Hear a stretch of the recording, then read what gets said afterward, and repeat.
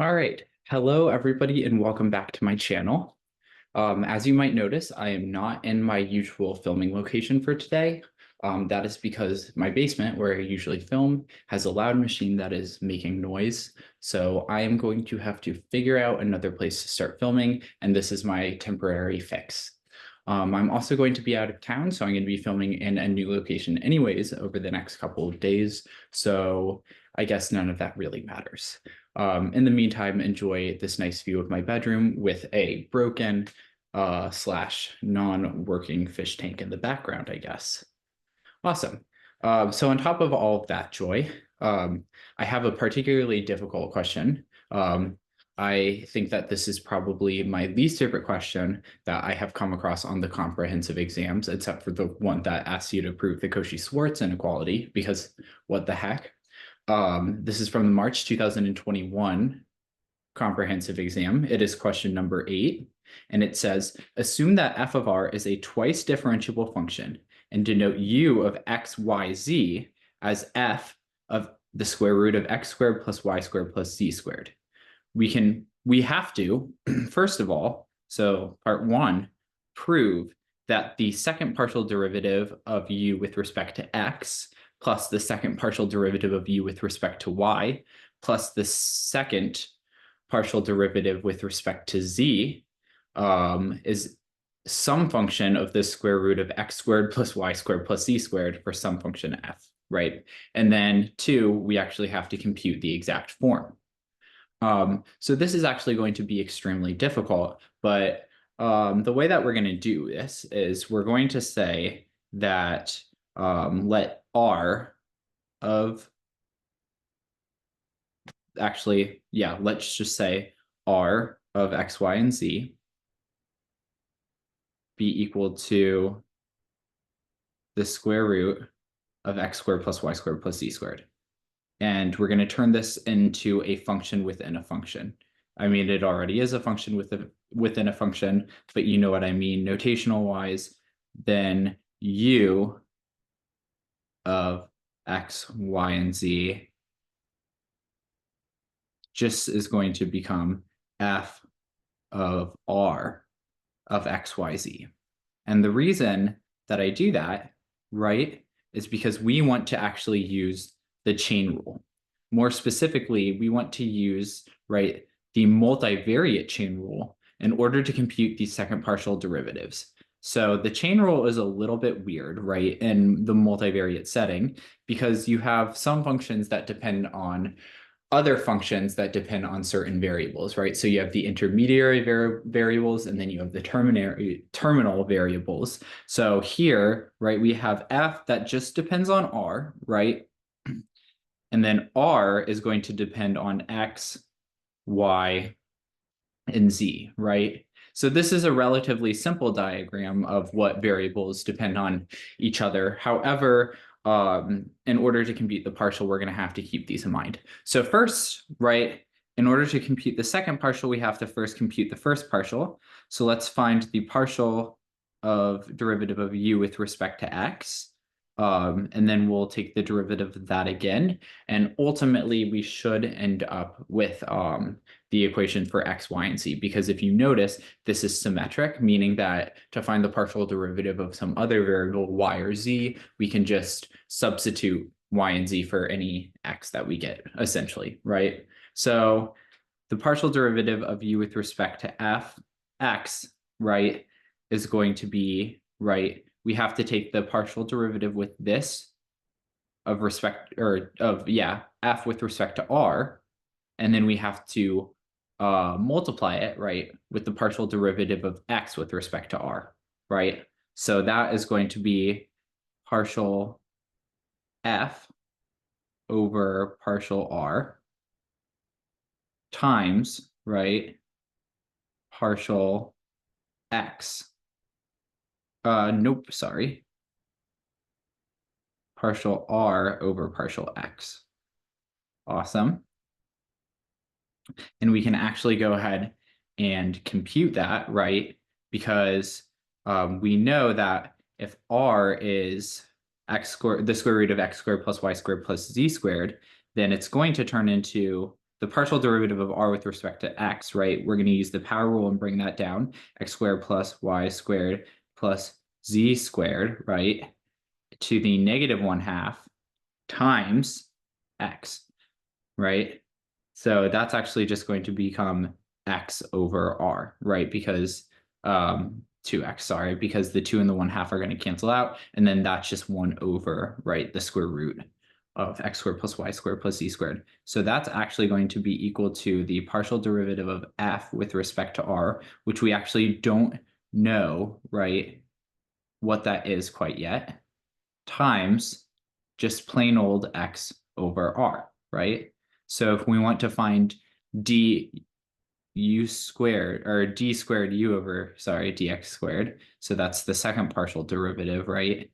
All we have to do is take the partial derivative, the partial derivative with respect to x of this expression here, df over dr, or del f over del r. I believe that, yeah, that symbol is called del. I could be wrong though, times x over r. So here we're actually going to have to use the product rule, right?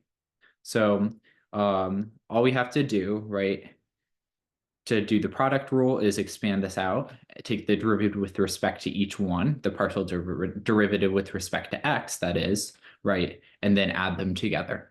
So I'm going to go and do this out because that should be relatively easy to compute. I'm going to pause the video, and then once you have found the second partial derivative, if you're following along, you can start this video back up.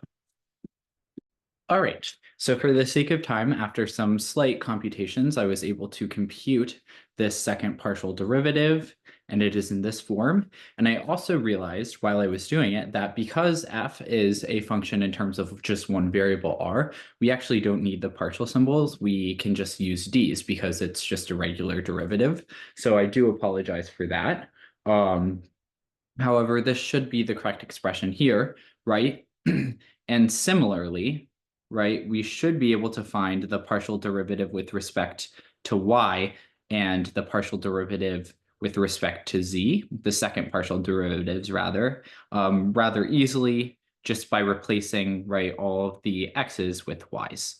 And the x's with z's in the case of z. So the second partial derivative with respect to y should just be this times y squared over r squared.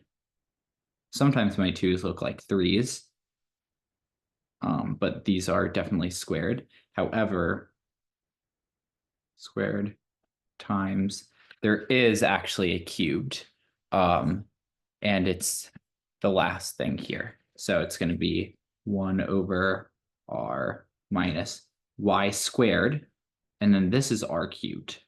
And if you compute, right, this is coming from the partial derivative of r with respect to x, or actually x over r, sorry, with respect to x. And if you use the quotient rule, you will quickly find that, yes, it actually is going to be r cubed because you have all the things on the bottom and then you square it. Yes. Okay. So now, right, what you're going to end up with for d, or partial u over partial z, is something very similar. So I'm going to go ahead and write that out as well. Df over dr squared times z squared over r squared, right? So we're just taking all the y's and replacing them now with z's.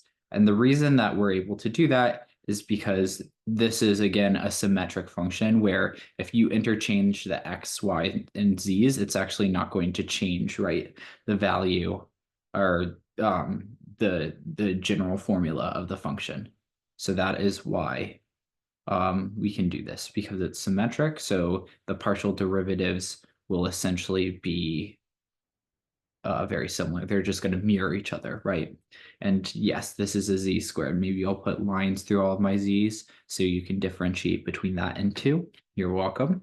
So here is everything, right? And so this is the second partial derivative of u with respect to x, right? And you'll notice right, that they're all very similar. And so when we add them all up, we can just group them, right? So this is going to become what we're trying to find, right?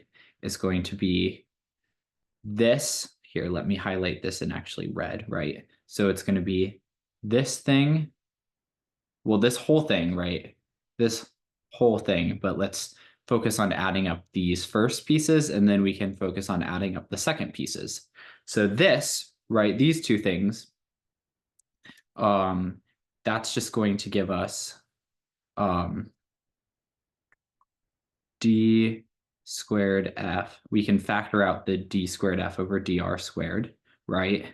Times, and then this is going to be x squared plus y squared plus,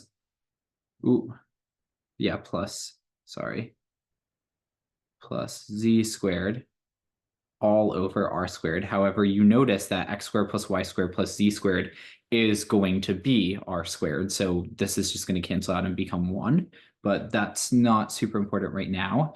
Then let's actually focus on adding this part up, right? So the df over drs are going to be the same. We can factor that out. And then the 1 over r's are also going to be the same, right? So we can actually do this.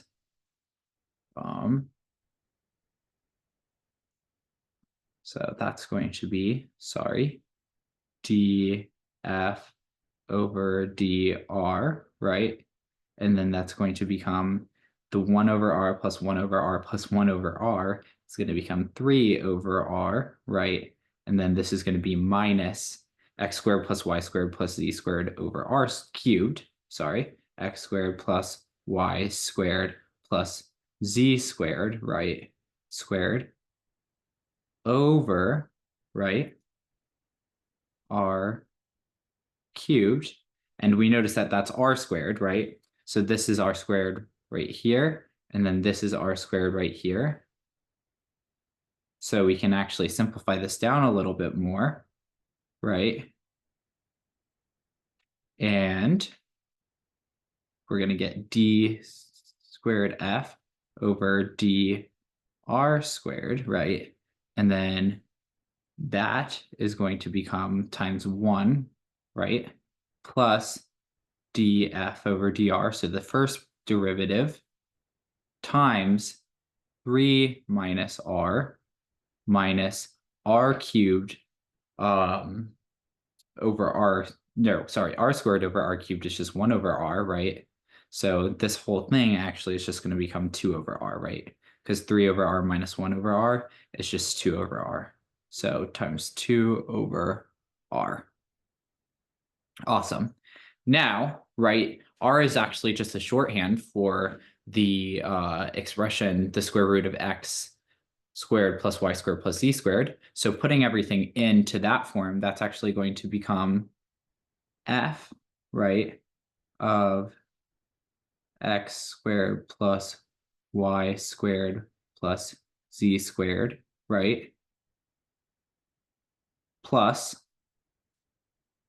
f prime, right, of x squared plus y squared plus z squared, because that's df over dr, or sorry, the square root, plus y squared plus z squared, right, over, and then r is x squared plus y squared plus z squared. And that is actually going to be equal to f of x squared plus y squared plus z squared, right? So we take a look. What are we trying to do? We are trying to A, prove that this is just going to be in terms of, right, the square root of x squared plus y squared plus z squared. So all of this first initial work is to prove it, and then we get down to here, right? And because this expression right here is a function of r, right? Because the partial derivative is just a function in terms of r, right? Because it's with respect to r, or it's not even the partial derivative, it's just the derivative. And then 1 over r is obviously a function in terms of r. So this is actually a composition of functions just in terms of r. That is enough to prove it. And to actually find the expression, it's just one more simple step. So it's not as terrible as it looks, right? We just have to plug it in to plug the square root of x squared plus y squared plus z squared into R. And actually, there's not anything else that we can do because we actually don't know what f is. So we don't know what f double prime or f prime are. So this is totally acceptable as our final answer. And because, part one and part two are extremely similar, we probably wouldn't even need to specify the answer to each part, because they kind of just naturally flow from one to the other. However, if we wanted to be specific, we could do that. So yes, again, I truly believe that computationally, this is a very nasty problem. I was originally not using the shorthand R. I was actually trying to compute, the derivative of the square root of x squared plus y squared plus z squared. And it's really not fun to do that. So I would not recommend doing that at all. Just substitute something easier in like R, and then when you have to, compute those derivatives, you can do so on the side and then just use them, right? And of course, like on the exam, you would want to justify why these are the partial derivatives with respect to y and z, because it is symmetric, right? So as long as you are aware of all this stuff, it's actually not as bad as I made it seem at the beginning. I really hate this kind of stuff because my brain just doesn't like handling large computations. That's why I paused the video. However, if this is the kind of stuff you like, more power to you. So as always, if you have any questions about any of this, I understand it's a bit much, so I totally understand. Feel free to ask anything in the comments below. And as always, if you have any video recommendations for me, I do have to make 2 tomorrow because I'm going to be traveling. Definitely feel free to comment that as well. In the meantime, I hope that you are enjoying your break, and I will see you in the next video.